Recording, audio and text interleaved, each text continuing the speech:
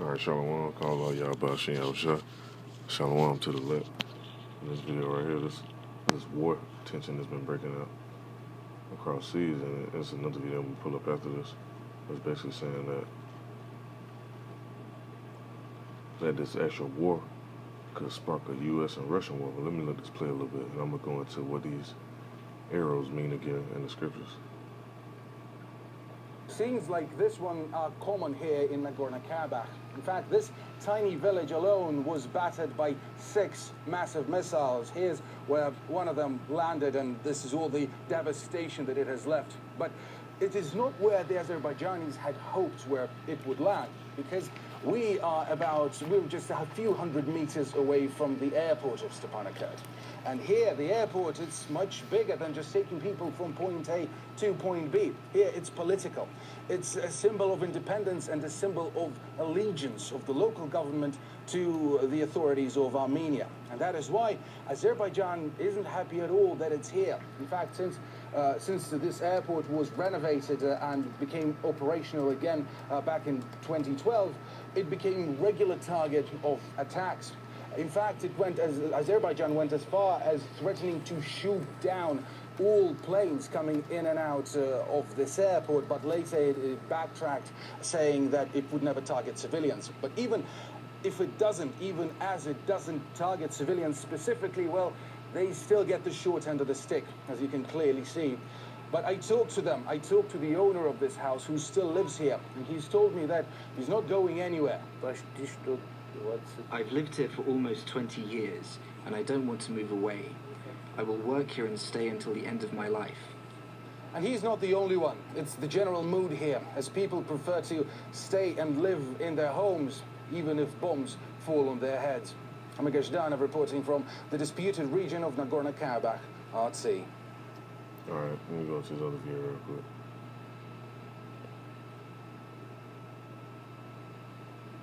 All right, guys, I'm in my super sick car, and I'm at... Let me mute that. I ain't trying to hear this eat them out of it.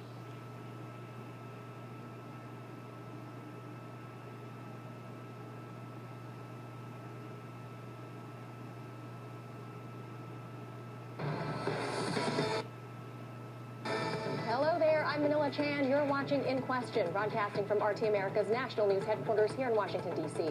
Here are today's top stories. First, the most watched COVID-19 patient, President Trump, aiming to get released from the hospital very soon, but not before creating a lot of ruckus outside of Walter Reed Hospital. A full report is coming up next. Plus, should the most powerful country in the world demonstrate true leadership when it comes to combating the coronavirus? We'll ask our panel guests about that. Then, in Armenia and Azerbaijan, edging closer to an all-out war as their conflict over a disputed territory enters a second week now. Our correspondent is on the ground there with the latest. All right, it's time to boost your news IQ. All right, let me skip to the main part. I don't want to hear all that extra ribbon they got in there.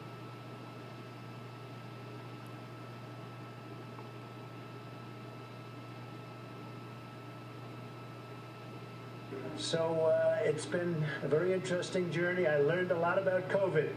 I learned it by really going to school. This is the real school. Hey man, no, this is the real school right here. Let me go into the scripture real quick. This is the real school because Esau playing fucking games.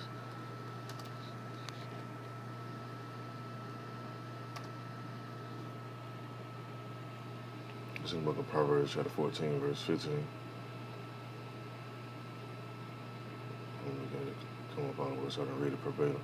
It said, a simple believer of every word, but a prudent man looketh well to his going. So you have people that really believe. If the government say that shit, they believe that shit. They don't ask no questions, no homework, no research, whatever. They just, okay. And then, hey, you heard the government say. And motherfuckers listen to that shit now. That's because they simple. When you go into that word simple, it means stupid. That's what it is. A lot of people be like that, man. Let me skip to this other part. I just wanted to point that out because I seen this shit in the beginning of the video. The main thing I really want to get into in this topic was about these arrows.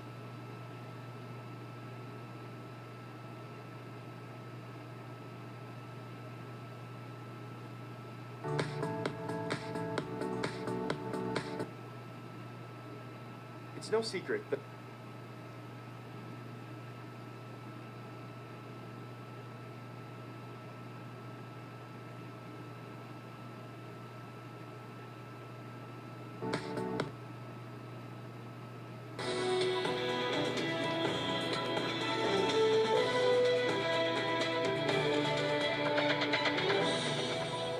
The conflict between Armenia and Azerbaijan, which reignited just over a week ago, shows no sign of relenting as fighting continues in the region of Nagorno-Karabakh. The conflict between these two countries has roots stretching way back over 3 decades. That region is controlled by ethnic Armenians, but is internationally recognized as part of Azerbaijan. Now, there has been continuous shelling in Karabakh's capital, the fighting now spreading beyond that disputed territory. According to the Azeri government, several towns in Azerbaijan have been hit by missiles, but Armenia disputes some of that information. RT's Igor Zhadanov reports from the region. Scenes like this one are common here in Nagorno-Karabakh. In fact, this tiny village alone was battered by 6 massive missiles. Here's where one of them landed, and this is all the devastation that it has left. But it is not where the Azerbaijanis had hoped where it would land, because we're just a few hundred meters away from the airport of Stepanakert. And here, the airport, it's much bigger than just taking people from point A to point B. Here, it's political. It's a symbol of independence and a symbol of allegiance of the local government to the authorities of Armenia. And that is why Azerbaijan isn't happy at all that it's here. In fact, since this airport was renovated and became operational again back in 2012, it became a regular target of attacks. In fact, Azerbaijan went as far as threatening to shoot down all planes coming in and out of this airport, but later it backtracked, saying that it would never target civilians. But even if it doesn't, even as it doesn't target civilians specifically, well, they still get the short end of the stick, as you can clearly see. But I talked to them. I talked to the owner of this house who still lives here, and he's told me that he's not going anywhere. I've lived here for almost 20 years, and I don't want to move away. I will work here and stay until the end of my life. And he's not the only one. It's the general mood here, as people prefer to stay and live in their homes, even if bombs fall on their heads. I'm Igor Zhadanov reporting from the disputed region of Nagorno-Karabakh. All right, more than a week of fighting now between Armenia and Azerbaijan has resulted in dozens of deaths and hundreds more wounded. The two squaring off over a breakaway territory called Nagorno-Karabakh that has been in dispute since the fall of the Soviet Union in the 1980s. So joining us to break it all down, RT producer and writer Nebojša Malic is here. Neb, very good to see you. You see how Esau like to play too, and you have a lot of people doing this shit too. They like to make these videos sitting in front of all these books and all that. So let's see how you break this down, and I'll give the spiritual breakdown on this. But first, can you tell us, because most Americans watching right now, the domestic audience, are saying, who, where? Break down for us what is happening in Azerbaijan and Armenia, if you would. Sure thing. This is the region in between Russia and Turkey, the Caucasus Mountains. And during the Soviet... Oh, who from the Caucasus Mountains? And the region, this particular region, Nagorno-Karabakh, was assigned to the Soviet Republic of Azerbaijan, even though it was populated mainly by ethnic Armenians. And in the late 80s, when the Soviet Union started breaking up, the ethnic Armenians decided to declare their own republic and separate. The government in Baku obviously disagreed, and a proper war broke out in 1990 after the Soviet Union started disintegrating. The result of that war, is, according to the armistice of 1994, was Armenian control of the vast majority of Nagorno-Karabakh, as well as a strip of land connecting it to Armenia proper. And they've declared the Republic of Artsakh there, but obviously that's been recognized by nobody, including Azerbaijan. And Baku has insisted ever since that that territory has to be reintegrated by peaceful or military means. Last week, about 8 days ago, the Azerbaijani government claimed that Armenian forces had started a provocation. Azerbaijani artillery responded, according to Baku again.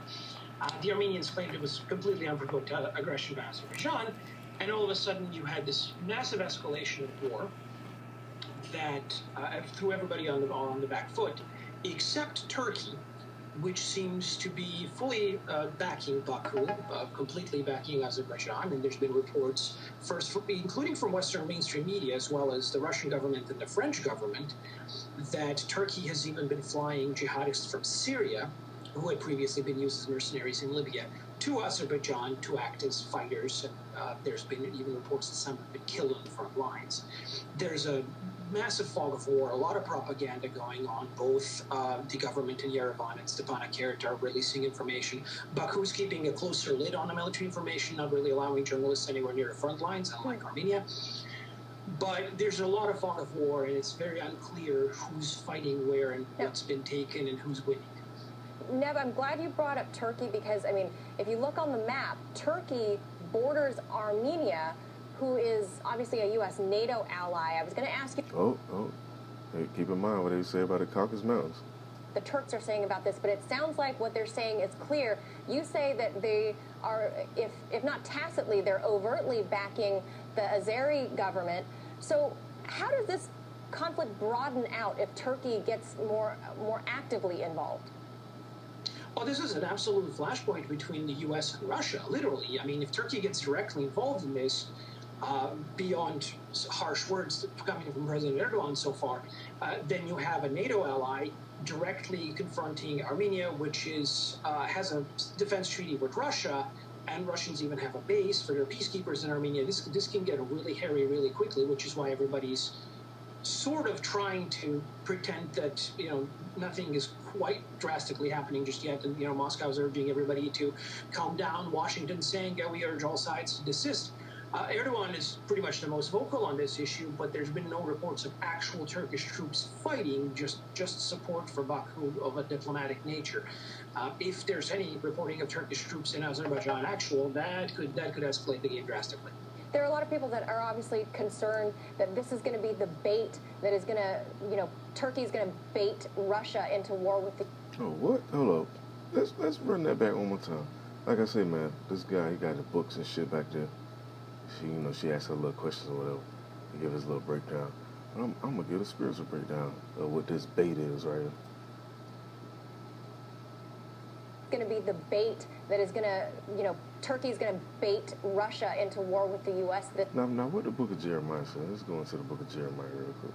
The book of Jeremiah, chapter 49, verse 20, it says, therefore hear the counsel of the Lord, and you have taken against Edom, which Edom is the people, the original people of the Caucasus Mountains. It says, and his purposes they have proposed against the inhabitants of Teman. Surely the least of the flock shall draw them out. Now, somebody said got some bait. What is that? Hold on, let me run that back one more time. Run that back one more time. In Azerbaijan, that could escalate the game drastically.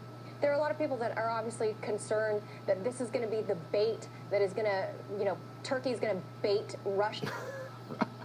Hold on, man. Hey, you can't make this up, man. It says, surely the least of the flock shall draw them out. Surely you shall make their habitations desolate with them. And that's what's going to happen simultaneously. And I ain't going to let the rest of this video play. You can want to watch this or some more information. Pull this video up.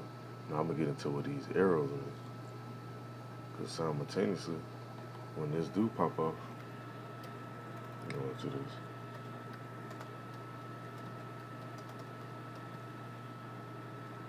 So what's going to happen is, the Most High going to put a spirit on these Edomites. They're going to do some dumb shit. It's going to really piss these nations off. Then they're really going to click up and do something. I'm going to read Jeremiah chapter 50. Let me just read on down.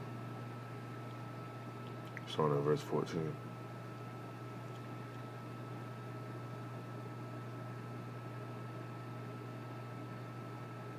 It says, put yourselves in array against Babylon, round about all you that bend the bow.